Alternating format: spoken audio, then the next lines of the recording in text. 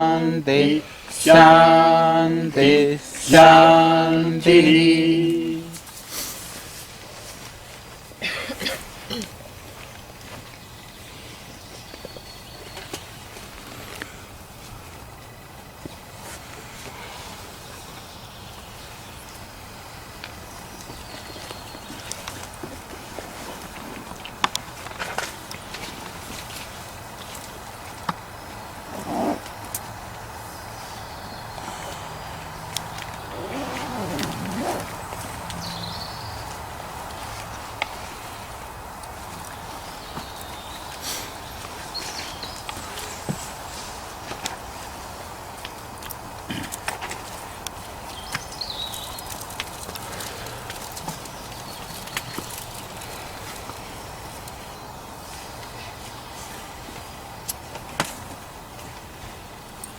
So, to understand what is yoga in its true sense, Для того, чтобы понять, что такое йога в ее истинном смысле, because in the science of yoga there is very less to understand and there's more to apply. в науке йоги не столько много надо понимать, сколько надо много применять. Because unless you apply in your daily life, you cannot have any experience of yoga. Потому что если не применять ее в повседневной жизни, у вас не будет никакого опыта йоги. So there is no use of gathering heaps of books on yoga and trying to keep reading the books. Нет никакого смысла в том, чтобы собирать кипы книг по йоге и только и делать, что читать их. So what you find in the original text of yoga is from the aphorisms of Patanjali. То, что вы найдете в оригинальном тексте йоги, это писание Патанджали And from the Bhagavad Gita. и выдержки из Бхагавад-гиты. These are the two books of the science, and there you find no big explanation, you find the instructions, what we have to do. Это наука, и там вы не найдете объяснений, а найдете только инструкции о том, что нужно делать. For example, when you are walking in a wood when it is dark, К примеру, если вы идете по лесу в темное время суток, you have to cross the wood to reach the other end. вам нужно пройти через лес, чтобы достичь другого его края. And suppose the way is about 5 kilometers which you have to pass. И представьте себе, что надо пройти 5 километров. And you need a light because you can't see the path. И вам нужно с собой иметь какой-то источник света, потому что без него вам не найти дороги.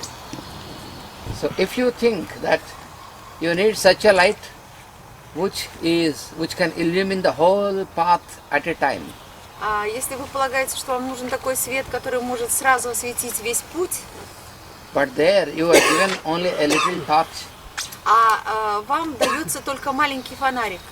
and when you put on the light of the torch, И когда вы включаете свет этого фонарика, you can hardly see a few meters. вам с трудом удается увидеть несколько метров вашего пути. Then if you wait that unless I see the whole path, I cannot move forward, then you will be there only. И если вы будете ждать того момента, когда вам осветят всю дорогу и не сделаете шага до того, как вся дорога будет освещена, вы останетесь стоять на месте. But with this little light, if you make a forward step, then it will show the next step to you. Но с этим даже маленьким фонариком, если вы сделаете один шаг, следующий шаг, то дорога будет все дальше и дальше освещаема. So the same thing with the science of yoga. То же самое с наукой йоги. So they give an instruction which you follow. When you follow this first instruction, then you find the next instruction. Вам дается инструкция, которой вы следуете. И если вы следуете этой инструкции, то вам дается инструкция для следующего шага.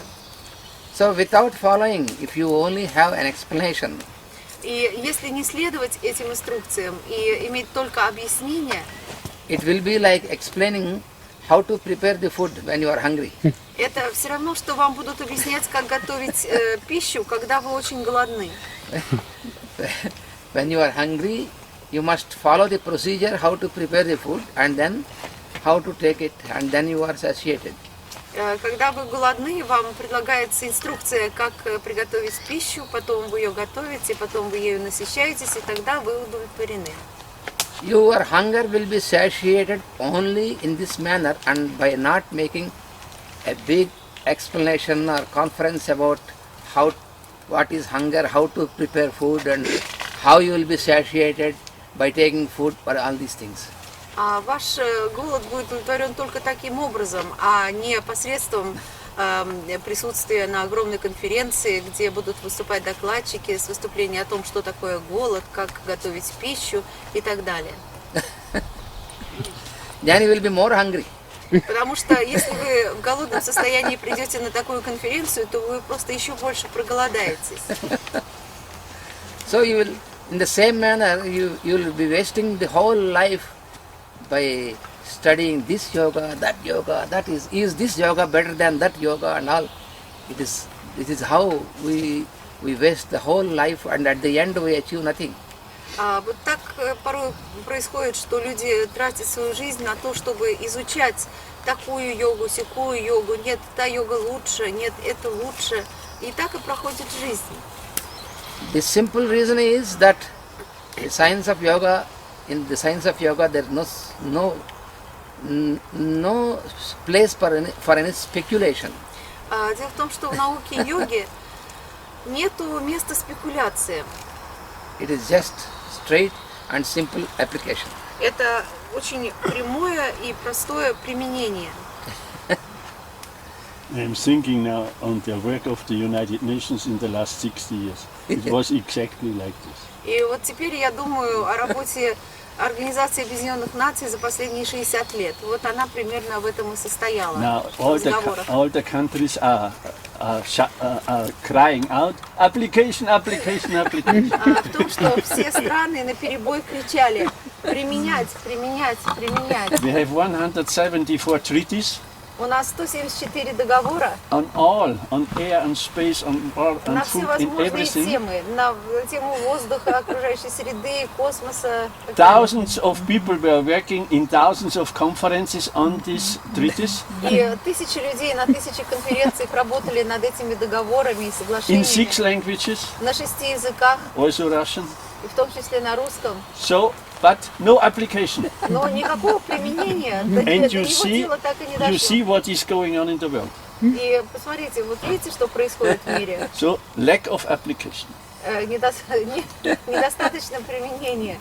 It's one of the best examples what we have.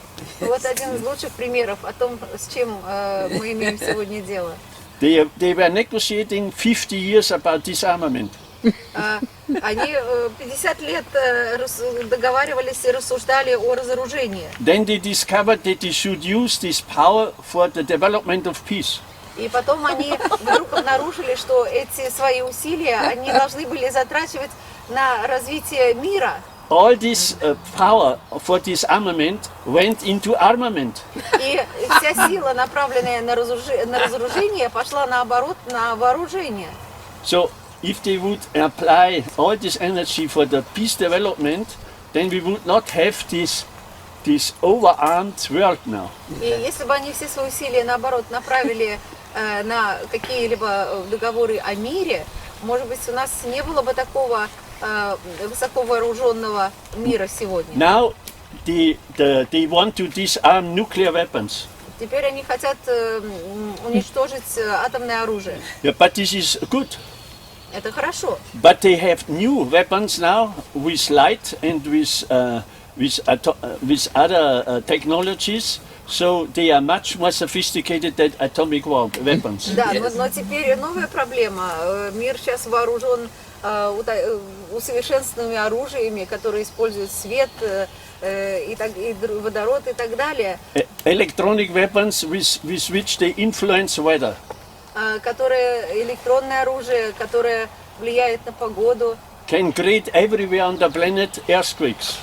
Которая может создать везде на планете очаги землетрясения. So these are the new weapons. А вот новое оружие. And therefore they can easily disarm nuclear weapons. И поэтому теперь можно без всякого ущерба уничтожить атомное оружие. So you see, there is a lot of lying and speculating in this process. Потому что и поэтому очевидно, что в этом процессе очень много лжи и спекуляции. So but there are three things what the Master says what have to be done by humanity that the Christ can come and give a new order. And there is one of them is the start of disarmament. Ага, есть три вещи, которые учителя говорят должны быть сделаны на планете для того, чтобы пришел Мессия. Это и первое из них это как раз разоружение. The second is the world religions have to work together. Второе это то, что все религии Востока и Запада должны работать вместе. And then the third is the world resources have to be shared between the nations and not exploited by multinational companies. И третье это то, что все ресурсы земные, богатства, они должны быть разделены между нациями, а не использоваться международными компаниями в своих интересах. They have to be used as resources for the development of social order. Они должны быть использованы как ресурсы для развития социального порядка And social justice. и социальной справедливости. So now you look into the world, what is going on. Вот теперь посмотрите, что у нас This is because of lack of application. Yes. И все это благодаря недостатку активного практического применения этого. They have all the technological education, but no yogic education. That is the problem. Exactly this. Проблема в том, что у людей слишком хорошее технологическое образование и недостаток йогического образования. If one day in the United Nations somebody introduces the real applicable simple yogic education, then all these things will come into action. Если когда-нибудь в Организации Объединенных Наций кто-то предложит людей образовывать в плане йоги, то тогда все это изменится и начнут активно и плодотворно применять все это на практике. There are already some signs that will happen. И существуют уже некие признаки, что такое вполне может произойти. Because we have now, for instance, in the UN, a new committee on spirituality, values and global concern. Потому что в Организации Объединенных Наций уже есть комитет по духовности, духовным ценностям и духовному развитию. These are the NGOs, the non-governmental organizations. Pardon? These are the NGOs, the non-governmental organizations. Да, и это не правительственная организация. But through these channels, we want to influence these governments. Но через эти каналы мы хотим влиять на правительство. But also the government people live two lives. Но естественно, что правительства, они живут двойной жизнью. On the one side, they are government members and have to function in a machinery. С одной стороны, они члены правительства и должны функционировать в машине аппарата управления. On the other side, they are human beings, А с другой стороны, они просто люди. have an ethical feeling, У них есть этические какие-то чувства. but they sold their souls into this government machinery. Но они продали свои души этой правительственной машине. They sold themselves. Yes, yes. So this is the world problem. Вот это вот и есть, в этом и заключается мировая проблема. The people in the government know exactly what should be done for the people. Люди в правительстве точно совершенно знают, что надо делать для людей. But the governments today are controlled by the world finance. Но правительство сегодня контролируемы мировыми финансами. So governments less and less and less can do something for their people. И поэтому правительство все меньше и меньше способно сделать что-то реальное для своих людей. In the opposite, И с другой стороны. they have to squeeze out as much money as possible through taxes and through other И наоборот, они должны выжимать из людей как можно больше денег на налоги и так далее. So this is our world problem now. Вот теперь вот это наша теперь мировая проблема. So the people in the government know that the way out is only the spiritual component. They know this. И люди в правительстве теперь очень хорошо понимают, что единственный выбор, единственный способ разорвать этот порочный круг – это духовность. But then they say, how can we formulate this in a scientific way that this spirituality is really the way out? Но теперь они дискутируют на тему, а как им научно, обоснованно сформулировать то, что единственный выход из данной ситуации – это духовность. Because the language in the UN is a technocrat juridic language. Потому что язык Организации Объединенных Наций – это правовой и технократический язык. And what we try as the NGOs is to bring in the language of the heart. А мы пытаемся привнести язык сердца. So I tell you this spontaneously, that you see in what between the two fires, we are between two Вот fires. я сейчас спонтанно вам это все высказал, чтобы вы увидели, что мы находимся между двух огней. But we are here Но мы здесь to win the game, для того, чтобы выиграть игру. because the other cannot win the game, Потому что они не могут выиграть. because they are working against natural and cosmic laws and principles. Потому что они работают против естественных и космических законов. So finally we will succeed. Поэтому в конце концов мы победим. So therefore Master Kwaikul says, И поэтому мастер Кайкуль говорит, the work must go on. работа должна продолжаться. And Dalai Lama says, А Далай-лама говорит, never give up. никогда не сдавайтесь. Voilà.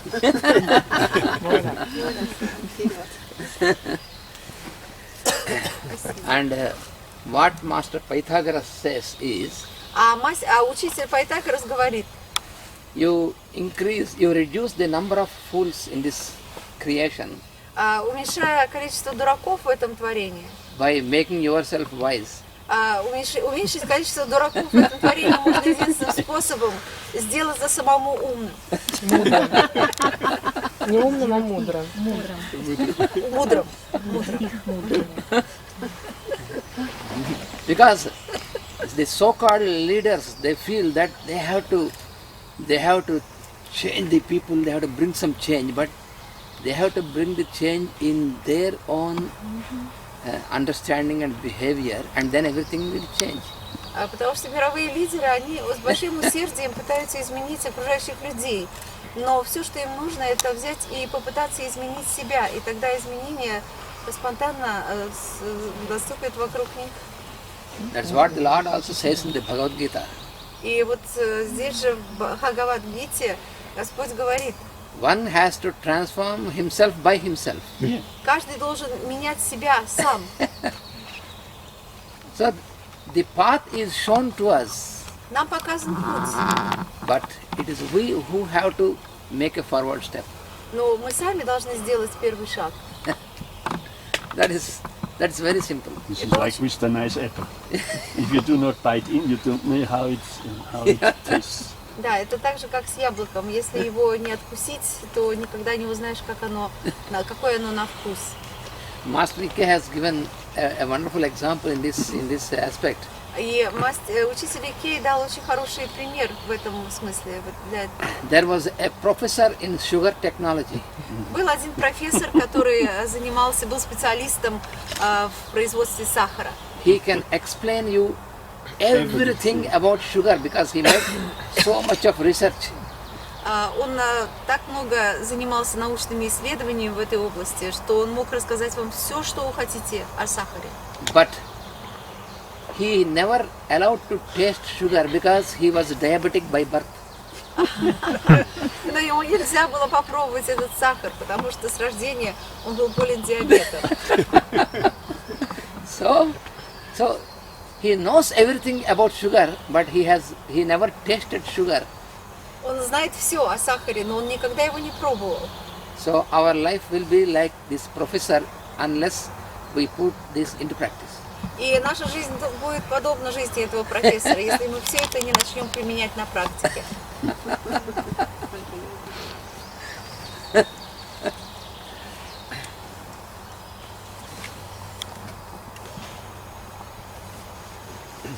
So there are three components which are very simple to know, which we have to try to put. Существует три очень простых компонента. Yoga is one is chitta Первый это читта, and another is vritti врти, and the third one is nirodha. и третий это нирота. Chitta means it is the substance, the mind. It is called the mind substance by Alice Bailey.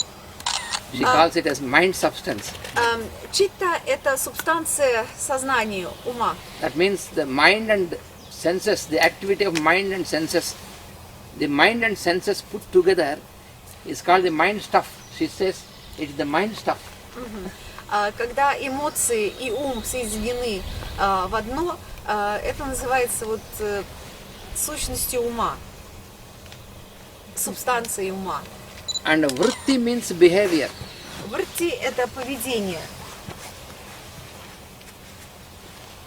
So the behavior of this mind stuff, that is what is called chitta vritti.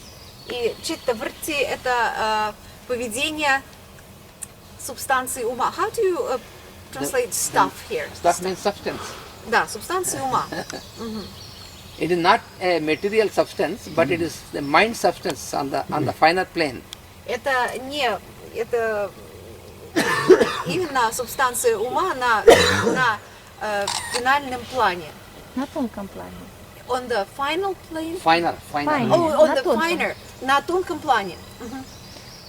So chitta vritti, that means the behavior of this mind substance, that mind and the senses together, that dominates us. And then that is called the non-yogic state. When we are dominated by this behavior, Когда над нами преобладает и доминирует вот этот вот mind stuff, субстанция ума, тогда мы находимся в состоянии не йогическом. in fact, we should be the master of our mind and senses, but it is always in the opposite. We are made to be a servant of our senses and mind. Мы должны в идеале быть властителями своего ума и своих чувств, но на деле получается как раз наоборот, они владеют нами. So yoga means to suspend this activity of chitta. That is, this process of suspension is called nirodha. Nirodha means suspension. И нирода это как раз когда мы останавливаем вот это вот неправильное поведение ума. И вообще само слово нирода обозначает остановка, препятствие. So yoga is to be understood in a simple manner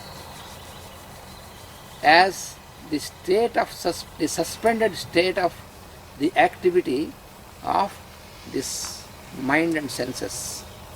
Как можно понимать йогу? Йога это остановка неправильного поведения низшего ума или вот сочетание ума и чувств, эмоций. So that is what is to be practiced. This is the only thing which you have to practice. И по сути дела это единственное, что вам нужно практиковать в йоге.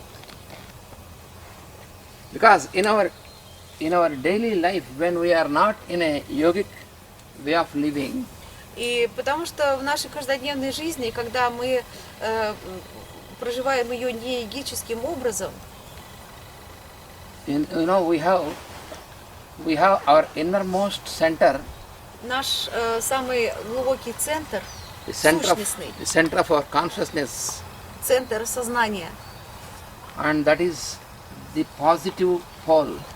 он является позитивным полюсом, That is what is called the transmitting pole. Полюсом преобразования. Передачи, простите. And on the outer layers, on the periphery, what we call, А наружные слои или уровни, we have the negative pole. Там располагается отрицательный полюс. And that is constituted by our mind and senses. который, собственно, и состоит из нашего ума и чувств. And this negative pole, we call it negative because it is a receiving pole. И этот негативный полюс называется негативным, потому что он такой принимающий. So when we are not in a yogic state of living, И таким образом, когда мы не проживаем жизнь по-йоговски, and then our transmitting pole is always, it is like, very in a passive state. тогда наш передающий центр, полюс, он находится в пассивном состоянии. And the negative pole is always active. А негативный полюс, наоборот, всегда в состоянии активности пребывает. So then you have all this behavior of your senses and mind, they keep on behaving in their own manner. И тогда вот чувства, ум, они все время проявляют такую активность своевольную. And as long as you are receiving all this from the environment, which is the outside world, И когда вы продолжаете все это получать из окружающего мира, which is called the objective world, мира, который мы называем объективным миром или материальным миром, so that is the reflection of all these is received by this mind surface. и все это, все, что приходит из него, все это принимается вот этим планом ума. So even what you receive on your mind is, because your mind is not existing as your mind, it is when it receives a reflection, it is in the form of the reflected object. И когда ум получает вот эти отражения внешнего объективного мира, то он, собственно говоря, и становится этим отражением. That is why it behaves in terms of this reflection only. И тогда он начинает действовать и вести себя именно как эти отражения. And the mind cannot exist as pure mind until this process of reflection is stopped. И ум никогда не сможет вести себя как чистое сознание, как чистый разум, пока не будет прекращен вот этот вот процесс проекции этих отражений на ум.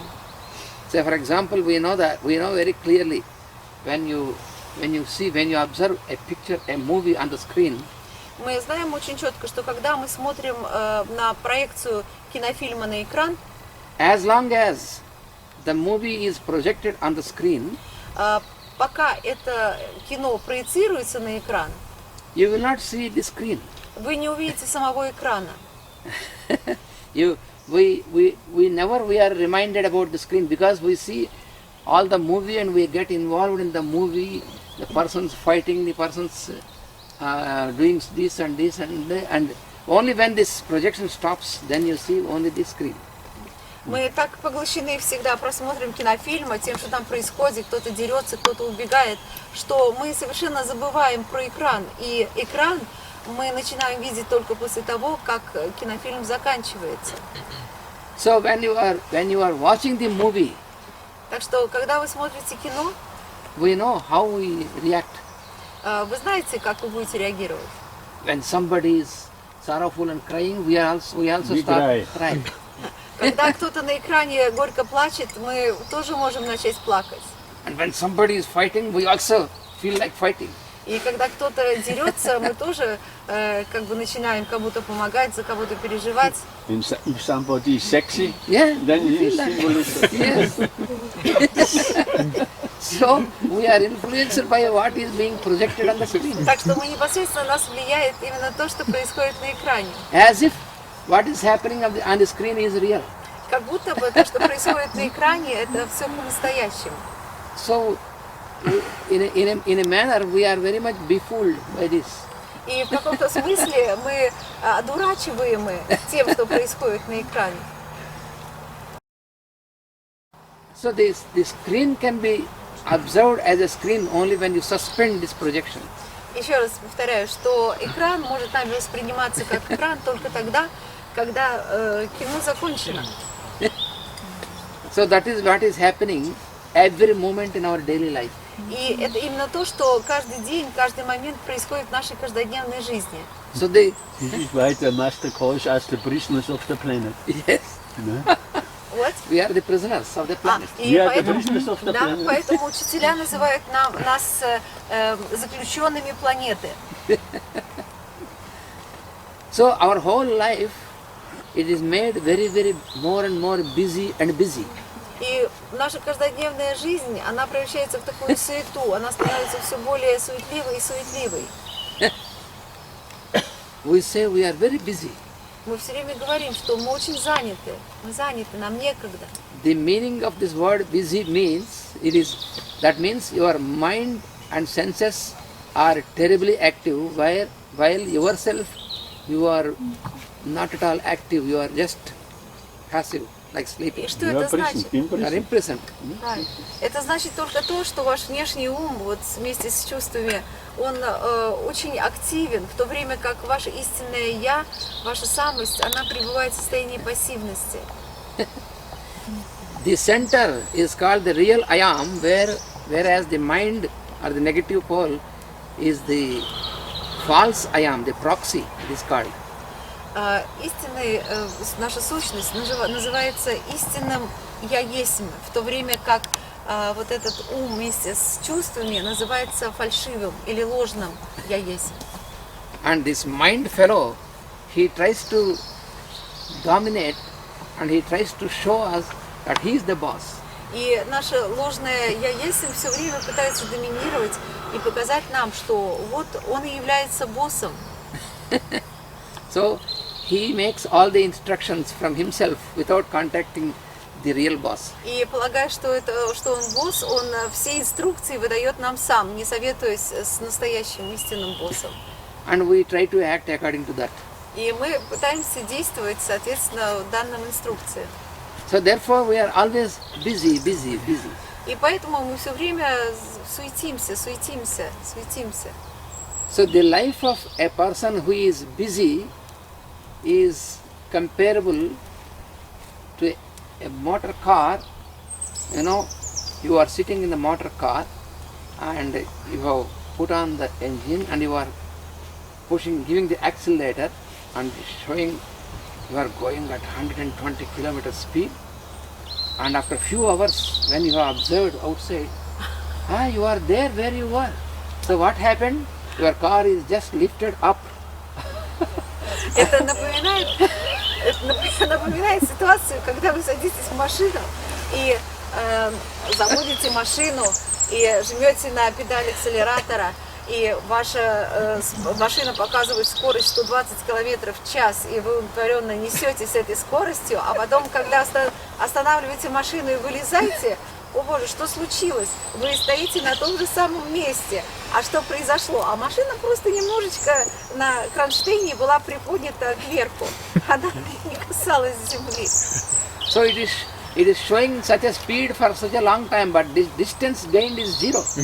И вы смотрите, вы столько времени ехали с такой огромной скоростью, но дистанция, которую вы преодолели, она равна нулю. So that is how we spend away our life, 60 years, 70 years. We do this, and we do this, and afterwards when you review, nothing is gained. И вот, собственно, так и проходит жизнь. Мы делали это, суетились там, что-то здесь делали, а в результате, когда проходит уже жизнь, и мы пытаемся посмотреть, что же такого достигнуто в нашей жизни, то оказывается, что, собственно говоря, ничего и не достигнуто. And by the time we could realize this, it is too late.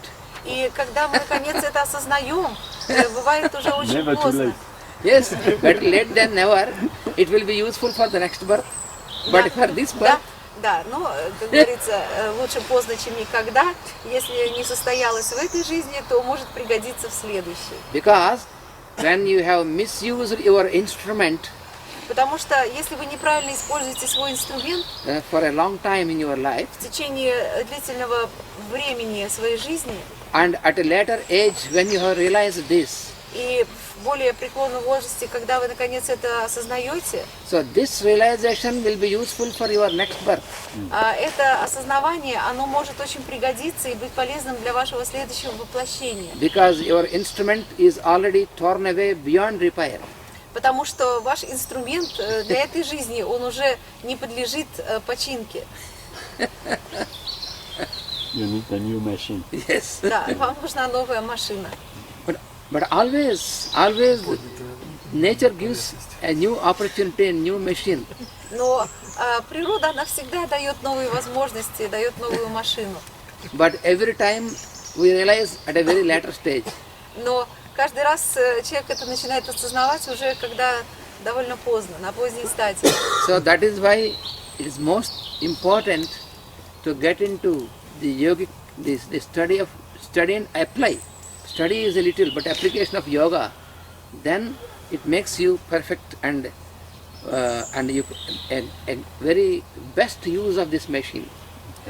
Вот поэтому очень полезно изучать и самое главное применять. Изучать немножко, а применять много, для того, чтобы машина работала исправно и плодотворно. So therefore, this we have to always clearly understand.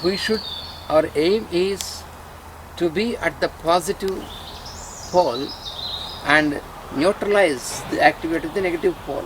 И очень важно понимать, что нам нужно быть именно в положительном полюсе и пытаться нейтрализовывать отрицательный полюс. That is what is meant by nirodha, suspension of this chitta vritti. И вот это как раз и заключается действие в нироде, остановки избыточной активности высшего ума. And this suspension, this process of suspension it is also explained in a very harmonious manner, not by fighting. И эта остановка, как уже говорилось, это процесс такой весьма гармоничный, он не связан с борьбой.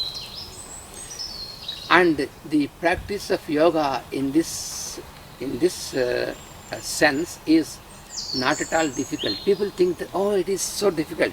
It is not difficult, it is very simple. И практика йоги в этом смысле, она очень проста. Люди думают, что ой, как это трудно, как это тяжело. На самом деле все очень просто. The only change is that instead of being directed by your mind and senses, you must be able to direct them. Единственная перемена, которая требуется, это вместо того, чтобы ваши чувства и ум управляли вами, вы должны изменить ситуацию таким образом, чтобы вы стали ими управлять. But it is not new. It happens, but we are not aware of that.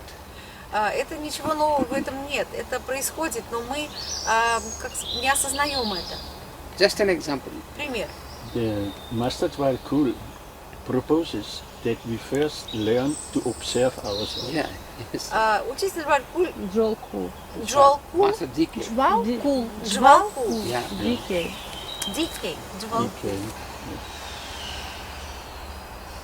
Okay.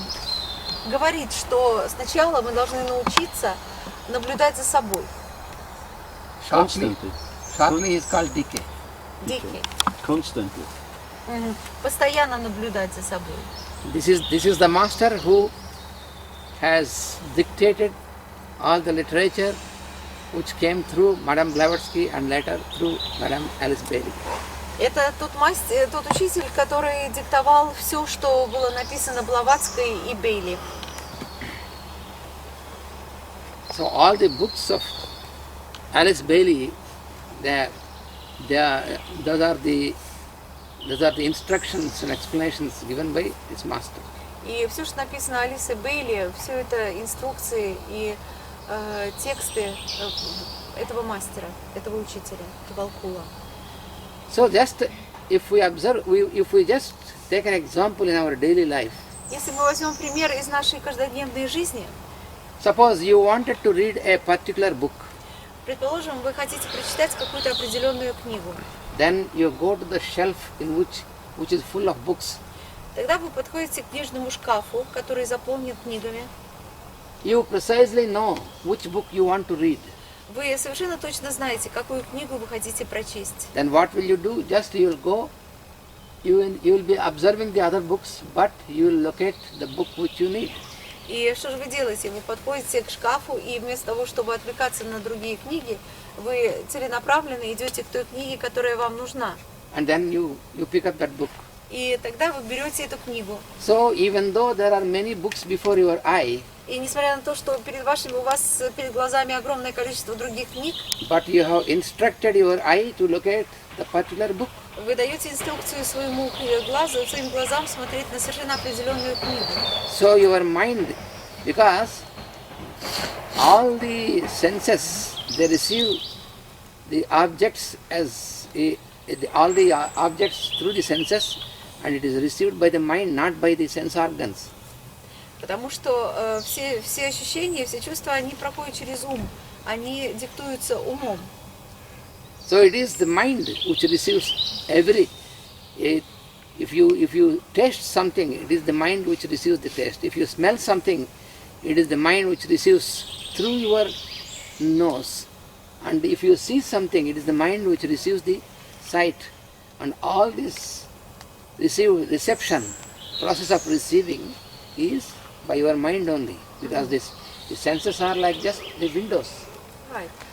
Чувство это как окна. Через эти окушки ум видит то, что происходит за ними. Скажем, если вы что-то нюхаете, то вот этот запах ощущает ум.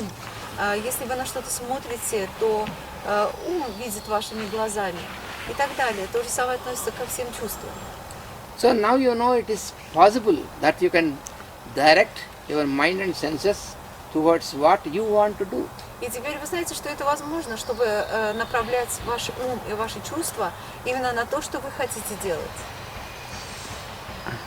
Another example from daily life, you go into a shop when you want to purchase some clothes for you, for example. Вот еще пример из повседневной жизни. Когда вы хотите купить себе какую-то одежду, вы идете в магазин. Will you purchase all the clothes which are existing there? Вы же не станете покупать всю одежду, которая предлагается в этом магазине. No, you want to purchase a particular cloth which you like. Вы хотите купить определенную одежду, которая вам нравится. And the person in the shop, he throws many pieces of cloth before you with many colors and all this, but you select one which you like. Продавец раскладывает перед вами свой товар разного цвета, разных тканей, но вы выбираете только одну вещь, которая вам нравится.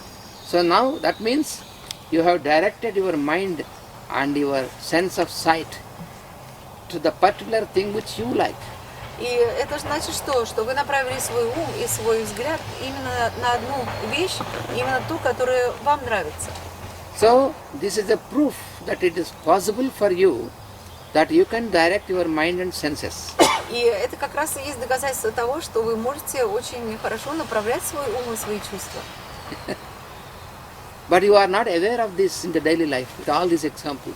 Но со всеми примерами видно, что люди обычно не осознают это в своей повседневной жизни. Therefore, when you start studying about yoga and when it is said that you have to bring your senses and mind under your directional control, then say, oh, it's impossible. И поэтому, когда наступает время изучать йогу, где говорится, что нужно уметь направлять свои ум и чувства, многие говорят, что ну это же невозможно. Because it is intellectually received. Yes, it is. When you make an intellectual effort, then it is impossible. И действительно, если это усилие делается интеллектом, умом, то тогда это неправильно, ничего не получается из этого. Because in the daily life, in our even mundane life, when you want to achieve something, it is not by the intellectual approach. Потому что даже в повседневной жизни, если вы хотите чего-то достичь, то это не делается с помощью интеллекта, с помощью ума. So this is not difficult, it is simple. That is what the masters of yoga they say. И это не трудно, это просто. Именно так говорят мастера йоги, учителя йоги. But without this approach, if you want to control your mind and senses, then there will be a blockage. Но без этого подхода, если вы захотите контролировать ум и чувства, то здесь будет наступать блокада, блокировка. So you must know the art of directing your mind towards what is required for you. Вы должны овладеть искусством направления своего ума туда, где есть то, что нужно именно вам. We have to remember, if we cannot direct our mind, then it starts directing you. Мы должны очень хорошо помнить и понимать, что если мы не направляем наш ум, то наш ум начинает направлять нас. Then you are lived by the environment. Yes. И тогда окружающая среда начинает вас иметь, что называется. If you turn towards the mind, then it frightens you. Если вы, так сказать, повернетесь к уму, то он вас будет пугать, испугает вас. Just like, for example, when there is light, if you turn yourself towards the light and you walk, your shadow is behind you, it follows you. И если вы, what is the previous phrase? I'm afraid I didn't. If you are turned towards the light, No, the previous one. I'm afraid I didn't get you correctly. The previous the one. previous one. You see, the mind will frighten you if you just do not prescribe something to the mind. Then it directs you, it frightens you. Если мы не начинаем руководить умом, то он начинает управлять нами, причем запугивая нас. It is like your shadow. Он похож на нашу тень. If you turn towards the light and walk, and your shadow is behind you. Если вы повернетесь к свету и начнете идти в сторону света, то ваша тень будет следовать за вами. It will follow you. Она будет следовать за вами. If you turn away from the light and walk, your shadow is before you. Но если вы, наоборот, повернетесь от света и пойдете в сторону от него, то ваша тень побежит впереди вас. Then it frightens you like a phantom. И она It frightens you. И такая тень может напугать, как фантом. So, practice of yoga is turning towards the light. И таким образом практика йоги заключается в том, что поворачиваться к свету. So if you try to fight or do something directly with your mind, then it's not possible. И таким образом, если вы будете пытаться бороться с этим или делать что-то с помощью ума, то это невозможно. So constantly you have to prescribe some good, useful thing to the mind. Постоянно нужно прописывать что-то полезное и хорошее своему уму. Предписывать. Master E.K. he used to tell a funny story about this. Учитель Кей любил рассказывать смешную историю по этому поводу. Once a person, he went to a master, his guru, and said, I have so much of work which I am not able to finish, so I want a mantra by uttering which I'll have a big fellow, huge who does the work? Yes, Yeah. who does the work for me? The monster, No, a big monster, A jinn. like you know, in the stories of Alibaba, A giant. a giant. Yes, a giant jinn who was jumping out of the bottle. Yes, Yeah, and yeah. he does your work. Right.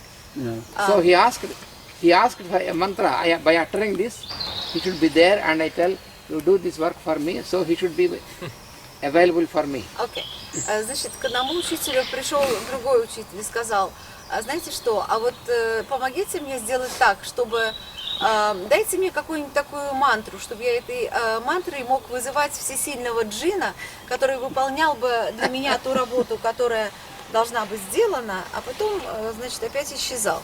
But this master said, it is very difficult. You cannot manage with this fellow. Но учитель сказал ему, вы знаете, это очень трудно, потому что вам будет не справиться с этим джином. Because the moment you cannot prescribe something, he will eat you. Потому что если он появится, а вы не сможете дать ему какого-то задания, то он тотчас же вас съест. But this fellow said, oh, I have so much to prescribe, don't worry, I can manage. На что человек сказал, вы знаете, у меня столько всяких заданий тут для него заготовлено, что я с ним справлюсь. So okay, he said, if you could manage, okay, and he has given. And then he came home, uttered this, and this fellow is there. What is the work for me? Otherwise I will eat you. He was ready to jump and eat. He said, oh, he is now in St. Petersburg. He said, you go to Moscow and bring such and such thing for me. He said, before he comes back, I can put the next work to him. И вот, значит, довольный человек приходит домой, садится, усаживается и вызывает джинна. Появляется злой джин и говорит, давай мне срочно задание, или я тебя съем. На что тот говорит, ну, сейчас я ему дам задание, я ему скажу, вот я тут в Петербурге сижу, а скажу-ка я ему, поезжай, вернее, лети в Москву, привези мне оттуда то-то и то-то, а сам себе думает, пока он съездит в Москву, привезет мне то, что мне нужно, я успею придумать следующее задание. But unexpectedly, just in a split of a second, he closed and opened the eye and he is ready with that. He said, what is the next work? И только он успел моргнуть один раз глазами, джин тут как тут уже принес то, что ему нужно было из Москвы. И уже спрашивает, а какое следующее задание? And he was thinking, oh, he is so fast. Then I will send him far off place. Хозяин джина решил, боже, какой он у меня быстрый, пошлю-ка я его еще подальше. And then this fellow said, there is my friend Victor in Odisha, and you go to Victor and bring me my book from there, he said. И говорит джин, вот у меня там, вернее, человек говорит, вот у меня там Виктор живет в Одессе, мой хороший знакомый, вот у него есть вот такая вот книжка, возьми, давай, поезжай к нему и привези мне эту книжку от него. So he was thinking that for us, if it takes 1.5 days to travel, for him at least 1 hour, maybe, he said. И сам он при этом подумал, что если нам для такого путешествия нужно где-то полторы сутки, то джину, может быть, часок на это понадобится. But he is ready immediately. Но через мгновение джин уже стоит с книгой Виктора. So then he said, no, now I have to really send him very far. Then he said, I am now here. He said, you go to India to my house and ask my wife I need something, and then you bring this from my wife, he said. И тогда он сказал, что сейчас я вот здесь, а ты давай лети в Индию и прилети к моей жене, которая там находится, возьми у нее то-то и то-то, и давай мне сюда это неси. But the same thing happened. Immediately it is there. И что ж такое, опять через мгновение все это было принесено. Now this fellow starts thinking, and then this fellow is ready. He said, what is next? Otherwise I will eat you. И тут человек призадумался, стал чесать затылки, а джин уже навис над ним и говорит, ну давай задание, и то я тебя уже сейчас съем. Then this fellow is really frightened. И вот тут-то хозяин джина испугался не на шутку. There is no time to think. Нету времени для того, чтобы думать. Then he said, you go to moon and bring moonstone. Тогда он ему сказал, слетай на Луну и принеси мне лунный камень. And that is there immediately. Моментально камень появился. And now he is lost. И вот теперь он потерянный хозяин. And this monster is approaching to eat. А монстр, а джин уже навис над ним, уже слюни текут. And this fellow started to run away from the monster. Хозяин джина в испуге бросился вон, побежал от своего джина. Poor fellow, he forgot the speed of the monster. The monster who is so fast, where can he run? Он от страха даже позабыл, что для джина нету такого понятия, как расстояние. Он быстрый, как ветер. And now he is very agitated, anxious, because he is going to be eaten by the monster. Но хозяин, он в ужасе, он сейчас будет съеден этим ужасным джином. And meanwhile, his friend like Rudolph, he came, oh, what are you doing? Where are you running? He said, don't stop me. The monster will eat me away, he said. И вот тут И вот тут у него на пути появляется Рудольф, который в недоумении спрашивает: ты что ты делаешь? Куда ты бежишь? А ты на что ему отвечаешь: Рудольф, не останавливай меня, я убегаю от ужасного джина. Then he said, why should the monster eat you? He said, he will eat away because I could not prescribe something to him. И Рудольф недоуменно спрашивает: а почему джин должен тебя съесть? Тот отвечает: да потому что я не могу придумать ему задание. Then he said, don't worry, it is so simple, I will do this for you. И Рудольф говорит: ну не успокойся, это очень просто, я для тебя сейчас решу этот вопрос. And then he called this monster and said, you make a big mast, you put a big mast, a big pillar. Yes. И тогда Рудольф говорит джину: ты давай построй большую колонну такую. So the pillar is there, Построил колонну. and then the monster was asked, what next to do? И что следующее я должен сделать? He said, you just creep from down to upwards of this Ага. pillar. И Рудольф ему говорит: а ты просто вот заберись отсюда на самый верх колонны, And again creep down. а потом спустись вниз. And he said, you keep creeping up and down until I call you back. И так и делай, забирайся вверх, спускайся вниз, пока я тебе не позову и не скажу, что делать следующим. And he said to this fellow, now you know, when you have some work, call him and get it done. And afterwards you ask him to creep on. И теперь Рудольф говорит: ты знаешь, как тебе поступать с твоим джином. Когда у тебя будет какое-то задание ему, позовешь, пускай он сделает. А когда, так сказать, он сделает, отправляй его обратно лазить по колонне. So this fellow, oh, is it so simple? И тут хозяин джина удивился: неужели все так просто? Yes, it is so simple if you know the art of doing it. Да, это очень просто, если вы владеете искусством того, как это надо делать. And this monster who is going to eat you away is none other than your mind. И вот этот монстр, который навис над вами и хочет вас съесть, это не что другое, как ваш низший ум. Because thought has no speed. Yes, Потому что, God has no speed. потому что у мысли, у нее нет скорости, она If you вездесуща. think to the Venus, you are yes, you are there. Подумали о чем-то, и вы уже там. Which is the fastest thing in this creation? If there is a question, the answer is your mind. И что является самой быстрой вещью в творении? А ответ – это ум, сознание, ум, мысль. So, the science of yoga is the art of prescribing some work continuously to your mind.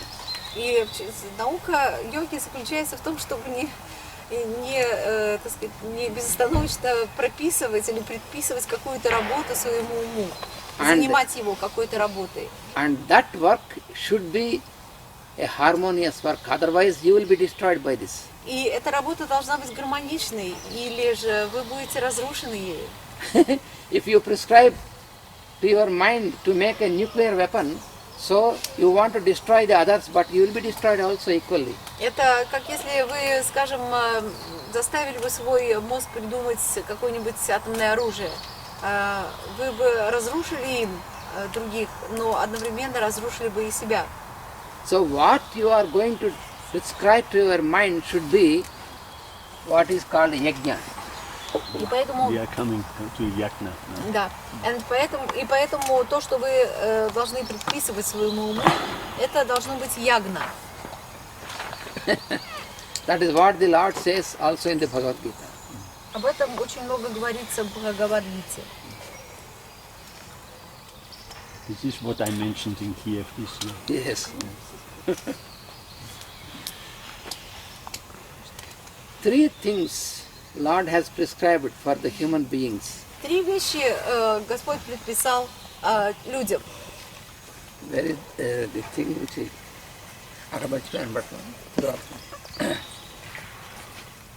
because every human being Каждый человек needs these 3 implements to purify his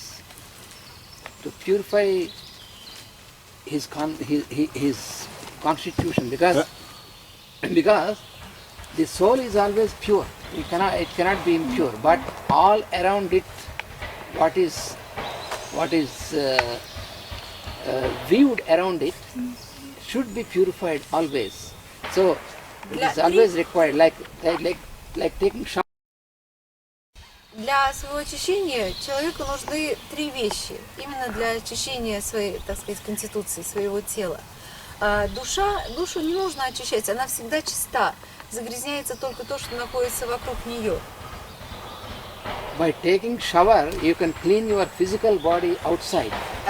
Когда мы принимаем душ, мы очищаем свое физическое тело снаружи. That is very important. Это очень важно. But along with this, it is also equally important. You have to clean your inner bodies, inner layers. Но одновременно с этим очень важно чистить свои внутренние тела, внутренние слои, уровни. And how do you translate yagna? Yes, I It comes. Это санскритское слово. Ягна. Так не переводится. Он объяснит, он сказал, что он объяснит. Сейчас будет объяснение.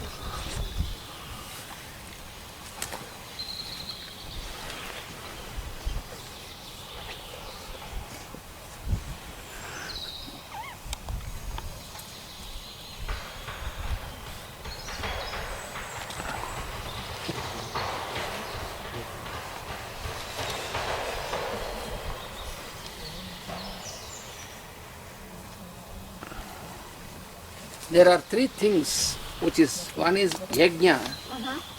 I will explain what it is. Есть три вещи. Первое это ягна, And the second one is dana. второе это дана, And the third one is tapas. и третье это тапас.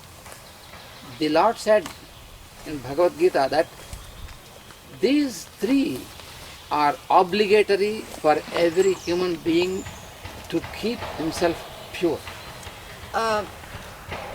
Господь в Бхагавад-гите сказал, что вот эти три вещи необходимы каждому человеку для того, чтобы держать себя в чистоте. And the human being is not expected to leave them anytime. What do you mean? To leave means to stop them. И никакому человеку не разрешено прекращать эти три действия ни на каком этапе своей жизни.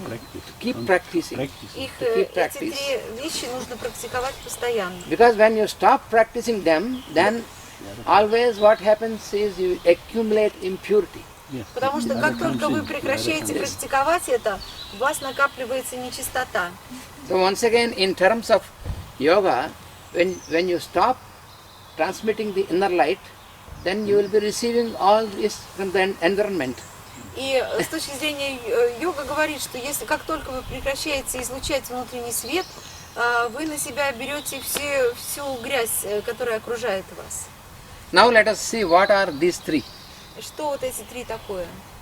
Yajna means the activity Ягня – это действие, which you the activity which is intended not towards you, is not for you. которая направлена не на себя самого. It means it is not motivated towards you. Мотивация не ты сам. So it is an activity which is for the welfare of all, everybody. Это деятельность, направленная на благо всех, Moria says welfare for creation. For creation, на благо творения, following the cosmic law, следуя космическому закону, without attaching yourself to any result. без привязки к результатам. That activity is called yajna. Эта деятельность называется ягня. And who were the first beings who brought this yajna into existence? И кто были первые сущности, которые привнесли эту ягну в существование сюда? It is the devas, Девы. the intelligences, devas. Девы. Deva means the intelligence, higher intelligence. Девы – высший разум. So these devas are the higher intelligences. They are constantly conducting this activity of this creation. И вот эти девы, они постоянно делают эту ягну without any expectation. без каких-либо ожиданий. So why they are working in this creation? Why? Because we know that all the faculties which we have is not because of our ability. Почему они это делают? Ведь мы уже говорили вчера, что все свойства, которыми мы обладаем, они не связаны, не вызваны нашими действиями. As I told you once, our inhalation and exhalation, for example, is a continuous process. And who are responsible for this? Как я вам уже говорил, вдох и выдох – это действие, которое не прекращается на протяжении всей нашей жизни. А кто ответственен за это? It is the Deva of pulsation, Это дева пульсации, who is called Vayu. которую называют ваю. The Lord of pulsation, and this Lord of pulsation, he produces this principle of pulsation in space around us and within us. И вот эта сущность, которая отвечает за пульсацию, она производит пульсацию везде, и внутри, и вокруг You нас. chant it in the morning. Yeah, yes. Vayu. Vayu. Ваю. So this, due to this, all this is happening due to this pulsation, because of the law of pulsation, because of the activity of this intelligence, all the inhalation and exhalation is going on in all the living beings. И благодаря вот этой деве ваю происходят вдохи и выдохи во всем, что живет, во всем сущем. For what he is doing all this? Для чего это делается? What is the benefit that he will get out of this? Какое он получает благо за это? Какую пользу? He never think of this any benefit. He does it with joy, with pleasure. Он никогда не думает о каком-то благе себе, о какой-то пользе. Он делает это с удовольствием, да, с удовольствием и с радостью. Why the sun is giving light to all the beings? Почему солнце светит на всех, на все сущее? What is the benefit he gets out of this from us? Какую пользу оно получает от этого? So if you apply this to all these intelligences, then you can know they are working always continuously without being tired like us. We feel tired, they are not feeling tired. They are always fresh, joyful, working. И эти девы, они никогда не устают, они никогда не жалуются, они делают свою работу с удовольствием, они всегда свежи и всегда радостны. So therefore this creation is the first yajna, that is what is explained in the Vedas. И творение – это как раз и есть первая ягна, о которой говорится в Бхагавад-гите, в Ведах. So the creative intelligence, who is called Brahma, И ипостась творения, которая называется Брахма. so he is, the whole activity is done through him and he is continuously doing it because of this formula of yajna. He is doing the yajna, devas are doing the yajna, and we are also expected to follow this same pattern. Так вот, Брахма постоянно занимается творением, и это его ягна. И this is his yagna. И они ожидают, и девы ожидают от нас того, что мы тоже должны практиковать эту ягну. Generally what happens, if we want to get into some work, we think, what I gain by this? What is it that we gain? Обычно, когда мы начинаем какую-то работу, мы прежде всего думаем о том, а что я получу за эту работу? Then you are away from yajna. И тогда вы отстранены от ягны. Then you are conditioned and you are bound. Вы обусловлены. When you are leading your life as yajna, you are not conditioned. А когда вы ведете свою жизнь в рамках ягны, то вы не обусловлены. Вернее, рамок не может быть. Если вы, следуя принципам ягны, тогда вы не обусловлены. So what science of yoga explains Так что наука йоги объясняет in the book of Bhagavad Gita and these scientific books is в Бхагавад-гите и других научных книжках, это то, что that you can live your whole life in every aspect following this formula of yajna. вы можете жить свою жизнь, проживать ее во всех аспектах именно в качестве ягны. In our daily life, we can observe this, it is happening, but we are not fully aware of this. В нашей каждодневной жизни мы это можем видеть, мы это можем свидетельствовать, но мы не всегда осознаем это. Just for example, Например, when the mother is feeding the child, когда мать кормит своего ребенка, does she do it with some expectation from the child? делает ли она это, ожидая чего-то взамен от ребенка? If any mother does this from the very beginning with something expecting from the child, Если мать с самого начала делает это, желая получить что-то взамен или с какими-то ожиданиями, then she cannot be called a mother in the true sense. то она не может называться матерью в истинном смысле этого слова. She does it for the creation. Yes, she does it. She does it with joy. Она делает это с радостью, она делает это для творения. So that is also a yajna. Так что это ягна. When she starts thinking, when the child is grown up, and then if she starts thinking how I will be benefited by the child, then she is traveling away from the yajna. Если ребенок подрастает, и мать начинает думать, ну и что же я теперь получу от своего ребенка, то она этим удаляется от ягны. So if the relationship between the beings, between two human beings, is in terms of yajna, then your life is glorious. If the relationship is in other terms, then your life is always sorrowful. Если отношения между двумя людьми основаны на принципах ягны, то их отношения торжествуют. Это блистательные отношения. The secret is you attract what you need. Yes. This is the secret. Yes. А если же наоборот, то это очень печальные и очень неудачные отношения. Тут Дольф добавляет, что секрет в том, что каждый получает то, что ему What you нужно. need, not what you want. Yes. Не то, что он хочет, а то, что ему нужно. And yajna is the faculty which induces you in the spirit of sacrifice. Ягна – это свойство, которое заставляет вас жертвовать собой, хотеть именно жертвовать So собой. what the Lord says is, whatever you do it with the spirit of sacrifice, И поэтому spirit of Господь offering. говорит, что что бы вы ни делали, делайте это с чувством пожертвования, что вы жертвуете в хорошем смысле, Even произвольно, по собственному желанию.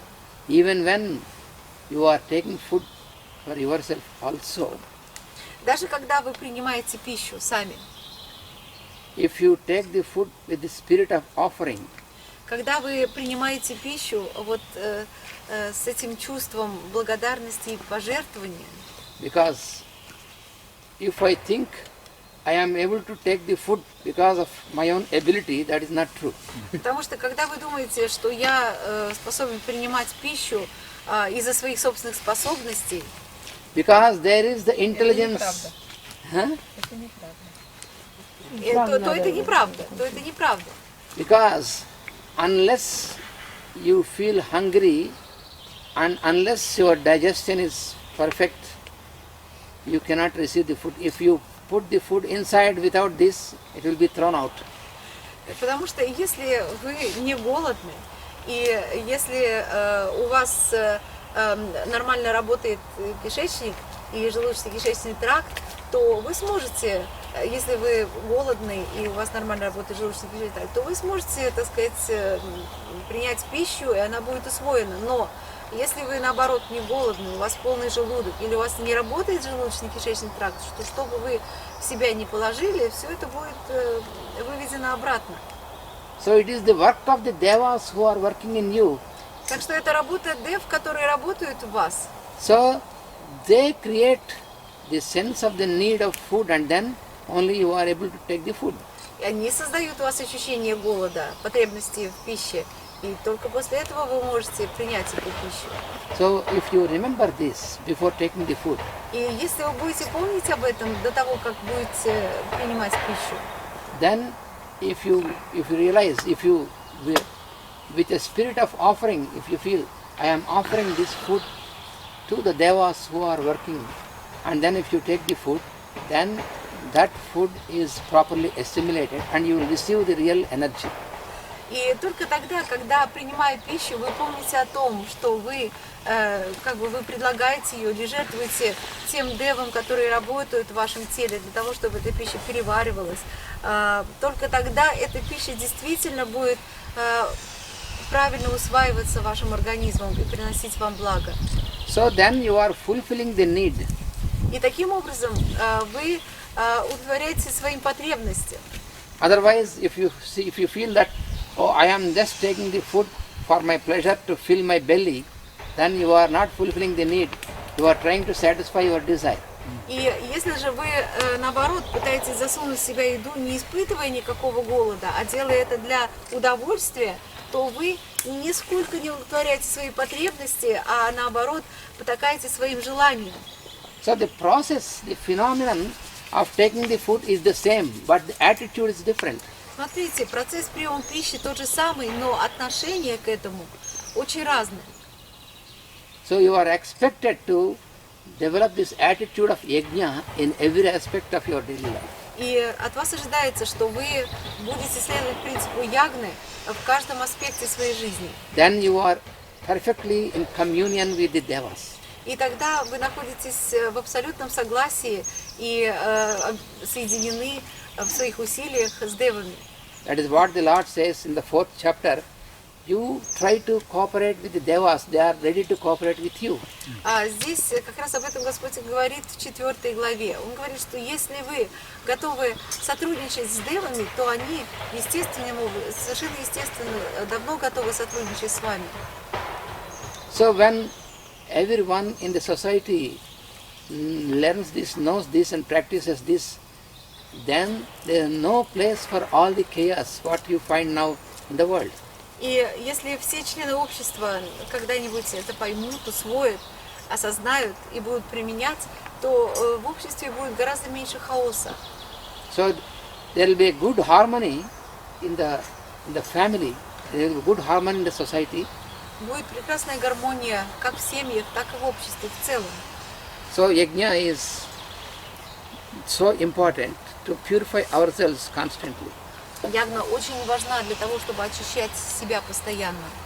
It is not really sacrifice. Yeah, It is liberation. It's liberation. И на самом деле, в конце концов, эта жертва оборачивается не жертвой, а освобождением. It's really sacrifice from the personality. If you see it from the higher self, then It it's is liberation. liberation. Только для личности, для низшей личности это жертва, а для высшей самости это освобождение, свобода. So without this spirit of offering and sacrifice, you cannot expect liberation. И таким образом получается, что без духа жертвы вы никогда не достигнете никакого освобождения. And the second one, dana, means charity. Дана – это пожертвование, благотворительность.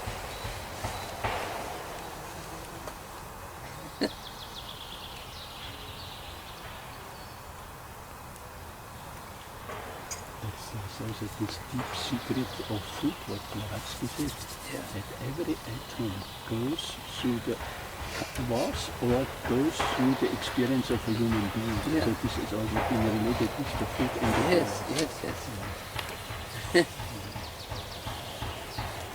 Because What did you say? Should I translate that? yes, Yeah, but say it again. Every in relation to food, because every atom on this planet was or will be also will experience the life of a human being.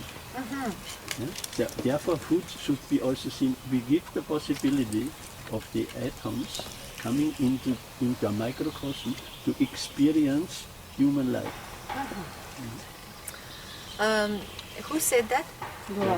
Blavatsky. Блаватская как-то сказала, что каждый атом на этом плане когда-либо на каком-то этапе станет человеком, станет частью человека. Поэтому, когда мы употребляем какую-то пищу... Что-что? Станет человеком. Вот, А я что сказала? Because не atom частью is also, человека, а станет Станет человеком. человеком. is also Спасибо. consciousness. Atom has a И consciousness. поэтому, когда мы употребляем какую-то пищу, то мы просто даем этим атомам, так сказать, заранее узнать, что такое быть человеком. It goes from the mineral, the plant, the animal, the human. So, Потому что все имеет эволюцию от минерала к растению, к животному, к человеку. and afterwards the higher evolution, we will not touch it. Yes. Да, потом наступает высшая эволюция. Мы это не можем делать. So this dana, this charity, is the second implement to purify our И таким human образом, consciousness. дана – это следующее свойство, которое необходимо для очищения. You may ask why always you say for the human beings. Is it not applicable for the other beings? А почему, вы можете спросить, а почему вы все время говорите именно про людей, а к другим существам это разве не применимо? But the other beings are always in that automatically, naturally. Да, но все остальные существа, они пребывают, им свойственны эти качества уже автоматически, с рождения, по So определению. the practice of yoga is necessary for the human beings. For other beings, they are always in that state. И поэтому практика йоги, она необходима именно для людей, потому что все остальные, они уже ее практикуют. Because they will never misbehave with the law of nature. Потому что они никогда не нарушают законы природы. Because of the freedom, the human being is prone to misbehavior. И именно из-за свободы воли, которая ему дана, человек может плохо себя вести себя неправильно. So, explaining this about dana, about charity, he also explains there are three types according to the three qualities. И существует three types of dana, Danas. и существует три разновидности даны, соответственно, качествам. Because you have the three qualities, sattva, rajas and tamas. Саттва, раджас и тамас.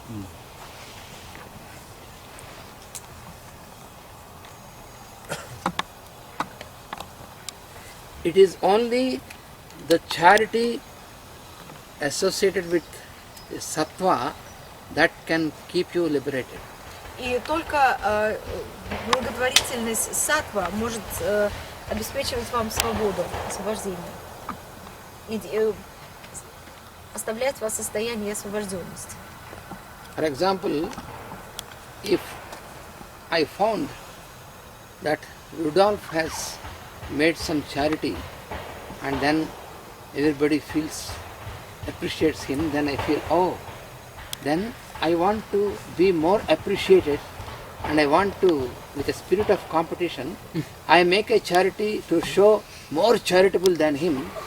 So you made a charity, but it is with rajas. Если, например, Рудольф совершил какое-то благотворительное действие, и я об этом узнал, и я хочу быть еще более благотворительным, и я сделал еще более значимое пожертвование, то я его сделал в духе раджас. Если я узнала об этом, я узнал, как все ему благодарны, я решил, что я хочу, чтобы мне были еще более Да, благодарны. еще более благодарны. Я сделаю большую. So if you even a good deed, if you try to do it to show yourself, so then even though the deed is good, but you are attached, you are associated with the negative thing once again, the rajas, because rajas pulls you to one side and tamas pulls you to other side. Когда вы совершили доброе дело, но при этом вы хотите, чтобы о нем знали, чтобы вас за него любили, чтобы вас за него ценили, то вы совершаете его в духе раджас, потому что раджас тянет вас в одну сторону, а тамас тянет вас в другую сторону. And if you make any charity with some expectation, then it is tamasic. It leads you to again sorrow. Потому что если вы делаете какое-то пожертвование или совершаете благотворительные действия с какими-то ожиданиями, тогда вы склоняетесь в сторону тамаса. For example, Например, if I wanted to make some charity and then I thought to whom I should make this charity, and then I thought I will take Victor and make some charity to him with an idea that now I make charity to him because next time when I go to his house, then he will be charitable to me. Expecting this, if I make some charity, what happens? I made this with expectation. вот смотрите, если я, например, решил совершить какое-то благотворительное дело, да, и вот решил, а дайте-ка я пожертвую что-нибудь Виктору с намерением, что в дальнейшем, когда я посещу дом Виктора, он тоже будет благосклонен ко мне и ответит мне каким-то тоже благотворительным актом, то это Жертвование с ожиданием. Что? Это жертва с ожиданием. Да, жертва с ожиданием какого-то ответной жертвы. С выгодой томасической. Totally free of expectation. Yes. Then it's okay. Если... When he came, for example, when he came to my house, say, then I remember, oh, he will be very useful to me, and then I make very good thing for him and everything comfortable and all these things, and keep in my memory. And then, what happens, for such a fellow? When I go to his place with his expectation, then he is not there. For example, he went somewhere else. His door is locked, and I say, oh, I did it with so much expectation. Now I could not get the result of this. So, with charity, what I got is sorrow and disappointment. So this is due to tamas. Вот у меня Виктор побывал, и я ему оказывал очень хороший прием. И вот если бы я при этом думал про себя, вот я оказал Виктору очень хороший прием, значит, когда я приеду к нему, он должен оказать мне тоже очень хороший прием. И вот человек, которого обревают вот такие ожидания, что с ним происходит? С ним происходит то, что когда он приезжает к Виктору, он сталкивается с запертой дверью, нету там никакого Виктора. И что? Человек с ожиданиями столкнулся с тем, что все его ожидания рухнули. И чем это оборачивается? Оборачивается разочарованием, горькими чувствами, обидой. So we experience disappointment. So we experience disappointment and all these things because it's unhappiness and all this. And we think even if I did charity but I got unhappiness, disappointment, but you did it with expectations and attachment, then it will be like this. И вот человек обижен, ему горько от того, что как же так, я сделал такое доброе дело, а теперь я вынужден так страдать, мне больно, мне обидно. Но любая благотворительность, которая изначально связана с какими-то ожиданиями, какой-то ответной благотворительности или какого-то похвалы, она всегда обречена на разочарование. So what is the real, true charity is always associated with sattva, that means the trait of balance. И настоящая благотворительность, она связана именно с саттвой, с чувством гармонии, баланса. That means when you got an impulse to make charity, Это значит, что когда у вас появляется позыв к благотворительности, immediately you put it in practice, and irrespective of the person to whom you make, you don't know the person, and you can never expect anything from that person, but still if you can make this immediately put into practice, then it is true charity. And когда when it is the person is in, when also it is a need, when it is needed for him, then it is true charity. and when he doesn't need it and you do it When you- because you want it.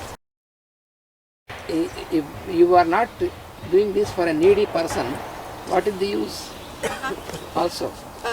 Так вот, когда у вас возникает желание сделать какое-то доброе дело, вам нужно сразу же делать это дело, не раздумывая, делать его по отношению к тому человеку, который может нуждаться в этом добром деле. Я спросила, а что, если, так сказать, его делать по отношению к такому человеку, который, может быть, не нуждается? Ну, тогда это и не благотворительность, тогда это и не надо делать. So therefore it should be pure, Здесь должна быть чистая мотивация, without expectation, without attachment. без привязки и без ожиданий. This is light, you see, this is like this, Yes. you play the game. Да. И тогда все это происходит очень легко и просто. Это вы это делаете здесь, тут, это как игра такая. And also not for recognition. Да, и ни в коем случае не для того, чтобы вы получили признание. They say that let your left hand not know what your right hand is giving. Ведь говорится, пусть ваша правая рука не знает, что делает, левая рука не знает, что делает ваша правая рука. So then you will be purified. И тогда вы будете чистыми. And third one is tapas. И третий это тапас. Tapas is translated by Master Jwalkul as fiery aspiration. Тапас переводится как огненное Устремление. устремление. Спасибо.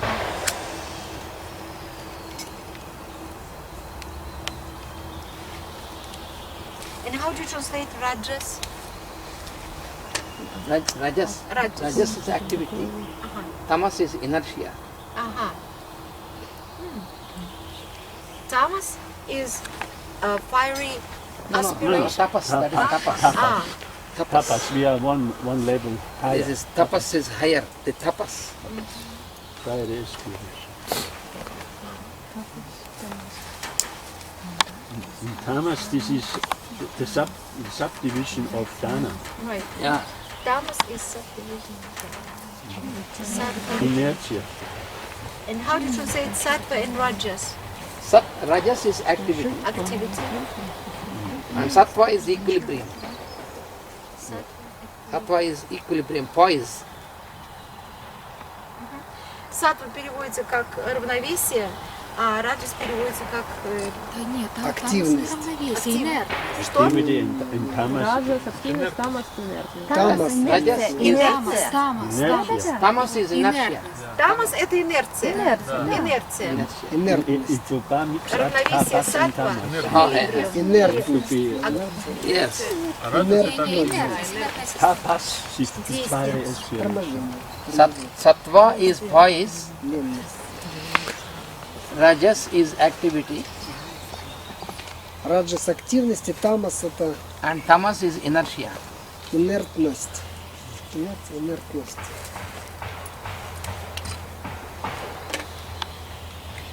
And this tapas, so this is higher level.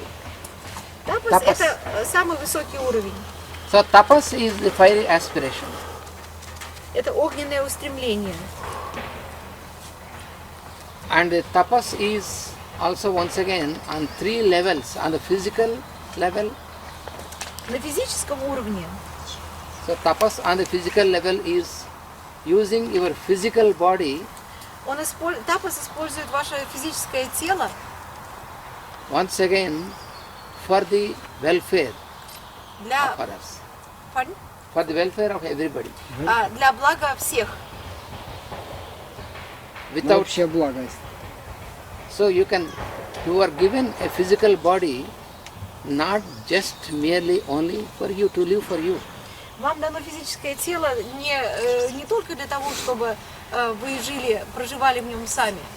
This you can know by realizing that it is not your property.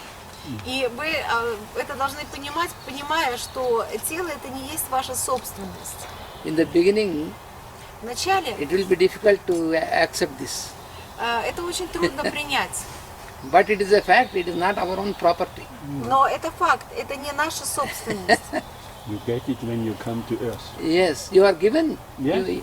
Вам оно дается, когда вы приходите на землю. It is bestowed upon you, it is a gift given to you by the Lord consciousness. Это подарок вам, высшего разума, высшему сознанию. So there is a really good purpose for this. И для этого есть очень хорошая причина. And that is, you have to apply this. Это есть очень хорошая цель. So this is, you must realize that your physical body is also not your property. You can make use of it, but not only for yourself. Вы должны понимать, что физическое тело – это не ваша собственность. Yeah. Pardon? People kill the others, people kill themselves, they don't know because they are ignorant of this. И люди убивают друг друга, убивают себя, потому что они не понимают, что у тела есть высшее предназначение. У него есть... Because when you want to kill yourself, that means you don't know, you feel that it is your own. That is why you want to destroy this. Потому что когда человек хочет убить себя, он полагает, что его тело – это его личная собственность, и он может распоряжаться им как угодно, как хочет. So it is that there is a divine purpose for this also. Поэтому для этого есть свое божественное предназначение. That is what we realize by study of yoga. И вот это мы должны понимать, изучая йогу. Это мы осознаем, когда изучаем йогу. How we have to use this machine. Как нам надо использовать эту машину? So when you know and when you make a proper use of this physical body, this instrument, Когда вы это знаете, и когда вы правильно используете тело, свое тело, for the welfare of the society, for example, для блага всего общества, например, then it is tapas on the physical plane. тогда это тапас на физическом уровне. Otherwise, even though you can build your body with all the muscles and all these things, it is of no use. И в обратном же случае, и даже если вы превратите свое тело в гору мышц, то никакого проку, никакой пользы от него не будет. It is only to show to others that I am so much muscular. Потому что это все показное. Это только пока вы хотите показать другим, что вы такой сильный. For example, a person has built up so much muscles and appears strong, and suppose he is paralyzed, what will happen to his hand? He cannot lift his own hand. Предположим, какой-нибудь очень мускулистый человек, который годами занимался, разрабатывал свои мышцы, и вдруг у него случился паралич. Что он может сделать со своей горой мышц? So therefore, we must know that every minutest part of this is given to us is for a good, to make a best use for the welfare. When you work for the welfare of everybody, you are also included. That we must have this confidence. И поэтому мы очень хорошо должны понимать, что тело дано нам для того, чтобы служить другим, для блага других. And tapas on the other level is tapas through your speech. А другой уровень – это тапас через вашу речь. Speech is another force, which is another energy, which is given to us. Речь – это другая сила, другая энергия, которая дается нам. So if you don't know the art of using this energy, you can misuse this. Так что, если вы не знаете искусство владения речью, то вы можете неправильно ею пользоваться. You know very well in our daily life, we know this. You can make other person through your speech. You can make other person happy, and you can give strength, courage, or you can make the other person completely destroyed also through your speech. Вы знаете, что посредством слова можно сделать так, чтобы человеку было хорошо, и вы можете заставить его страдать. So when you use your speech consciously for the welfare of others, that is tapas on the level of speech. Поэтому, когда вы используете свою речь осознанно для блага окружающих, это и есть тапас на уровне речи. Then your speech becomes a channel for the cosmic energy. И тогда речь становится каналом для космической энергии. That is what you find with the high degree of healers. И это то, что вы находите у целителей очень высокого уровня. For example, you know this old man whom you have seen, In and India. in India, because we have such examples. When somebody is suffering, and then when he looked at him, his love has flown, and he said now, and he did his prayer, and then immediately the other person is relieved from suffering. So this is possible through speech. So when you practice this tapas like this, then through you become a channel for the cosmic energies. Вспоминает, они с Рудольфом, Ананта Кришна и Рудольф в Индии видели пожилого целителя и были свидетелями того, как этот целитель произнес какую-то молитву над страдающим человеком, и человек тотчас же был освобожден от своего страдания. То есть речь может становиться каналом космической энергии. And then tapas, Ramakota, no? Ramakota, yeah. And then tapas, His name was Ramakota. Yeah. Этого целителя звали Рамакота. You can tell my little story with him if you allow me. yes, just after the break, you can, Yes. just in a few minutes. Yeah. And then the tapas on the mental level. И тапас теперь, следующий уровень, это ментальный уровень. That means when you practice this, you know how to direct, how to make your thought forms in a most harmonious manner. Это значит, что вы можете свои мыслеформы формировать наиболее гармоничным образом. Because every thought that is formed through our mind is followed by an energy. Потому что каждая мысль, которая образуется в нашем уме, за ней следует энергия. That is what Master Jwalkul says. Energy follows thought. И учитель Джалкул всегда говорит, что за мыслью следует энергия. So if you produce disharmonious thoughts, you are polluting the planet. И поэтому, когда у вас появляются негармоничные мысли, то таким образом вы засоряете планету. So you must practice always to produce most harmonious thought forms, then you are contributing for the welfare of the whole planet. Поэтому вы должны работать над тем, чтобы производить только гармоничные мыслеформы. И таким образом вы будете служить благу всей планеты. Then the devas are pleased by you. И тогда девы будут довольны вами. Then your experience of your life is glorious. И тогда опыт вашей жизни великолепен. So for this, you need a constant practice once again. И для этого нужна постоянная практика. For this, you also need the practice of yoga. И для этого нужно обязательно практиковать йогу. So now we'll have a little break. The story, Ah, yes, I can tell you. Story It's in the very, break, yes. it's very short. Very sharp. So it happened during my first trip to India. это случилось во время моего первого путешествия в Индию. And when I arrived there, И когда я приехал туда, very soon I met Ramakotya. и очень скоро я встретила Рама Котью. I think he was 30 or 40 years elder than me. Он был на 30 или 40 лет старше меня. And he took my hand Он взял мою руку and said to me, come with me. и сказал мне: пойдем со мной. So we went into a room. Мы пришли в комнату.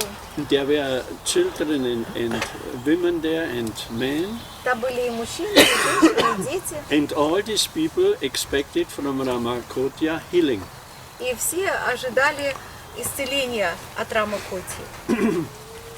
And there were about 15 or 20 people in total. Там всего было человек 15-20. And then he asked me to sit beside him. И он попросил меня сесть рядом с And he собой. took out of his pocket a little sack. И он вынул из своего кармана маленький мешочек. And there was sugar in. И в нем был сахар. And he gave to everybody a little sugar. И он каждому человеку раздал по маленькому кусочку сахара. Also to me. И мне тоже.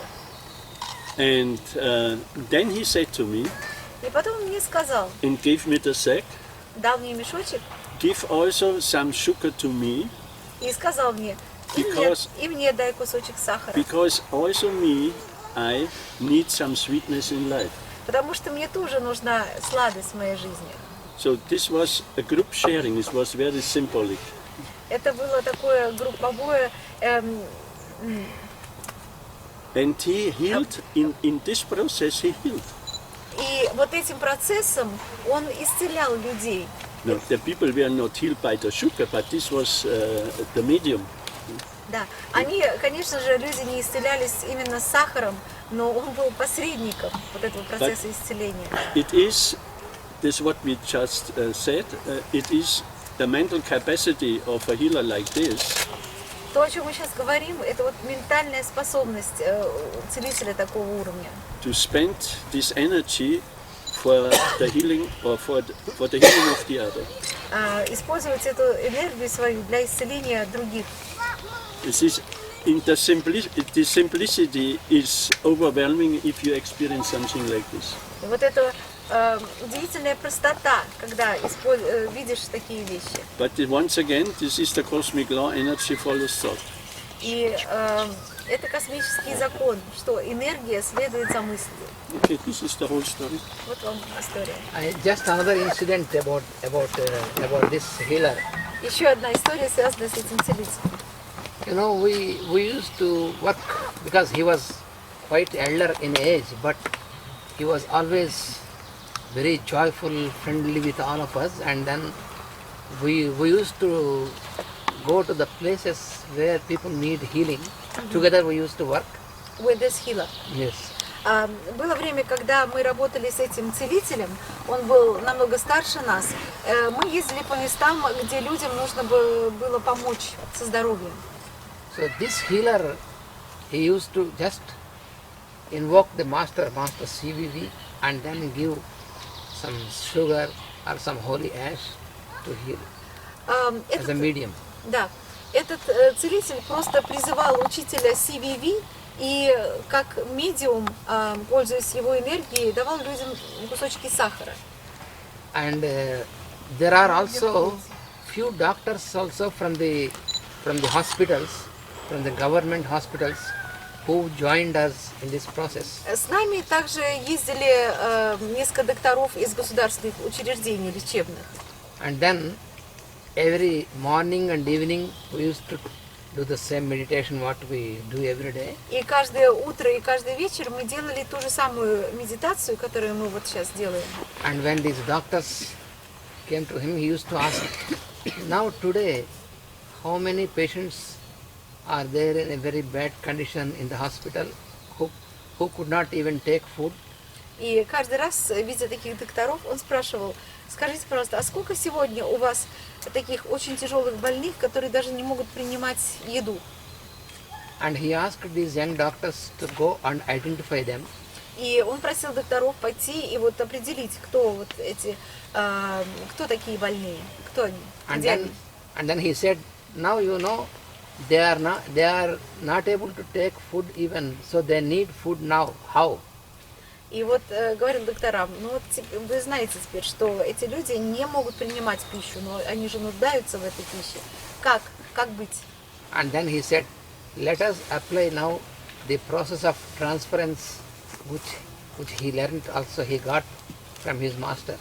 И давайте теперь будем практиковать процесс трансференции, передачи, который он получил от своего учителя.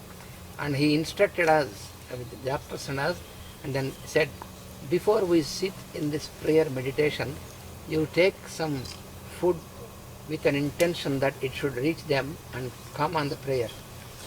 И нам он сказал, прежде чем мы сядем на молитву, на медитацию, вы должны поесть с таким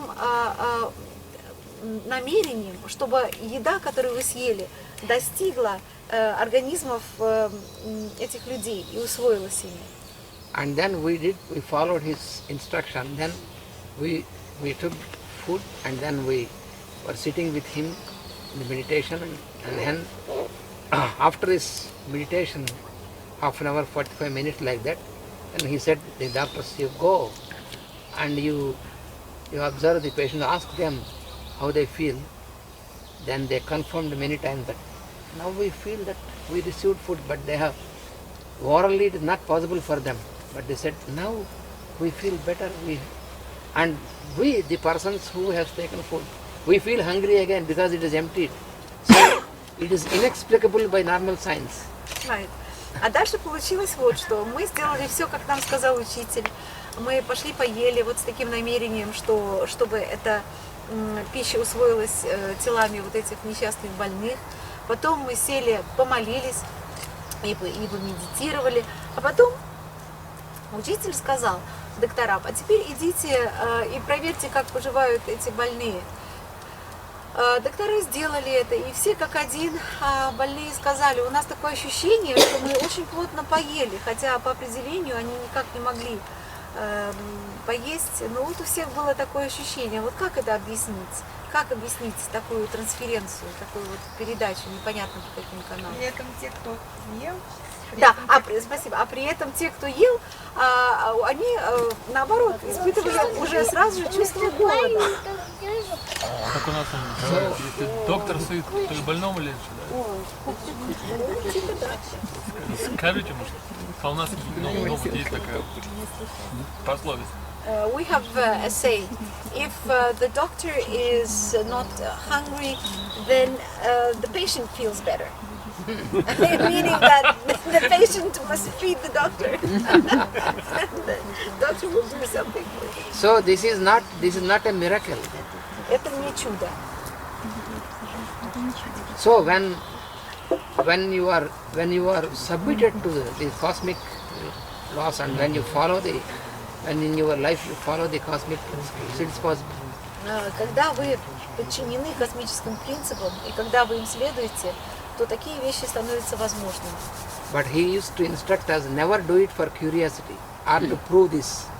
Но он предупреждал нас: никогда не делайте это из любопытства и никогда не делайте это для того, чтобы кому-то что-то доказать. Our master Ike also always told us, you need not try to prove this. It is already there in the creation. Why should you prove again? Наш мастер Икей всегда говорил нам: никогда не старайтесь ничего доказать. Это уже все создано, это уже все существует. Ничего не надо доказывать. If some persons who are skeptic, Если кто-то скептически к этому относится, if they want it to be proved, если они хотят, чтобы это им доказали, let them wait until they get into the experience. пускай они ждут, пока у них самих не будет этого опыта. We need not waste our time in proving for them. Мы не должны тратить свое время для того, чтобы что-то пытаться доказать им. So now we'll have a little break, Сейчас у нас будет маленький перерыв. How many minutes? 10 minutes. 10-минутный перерыв.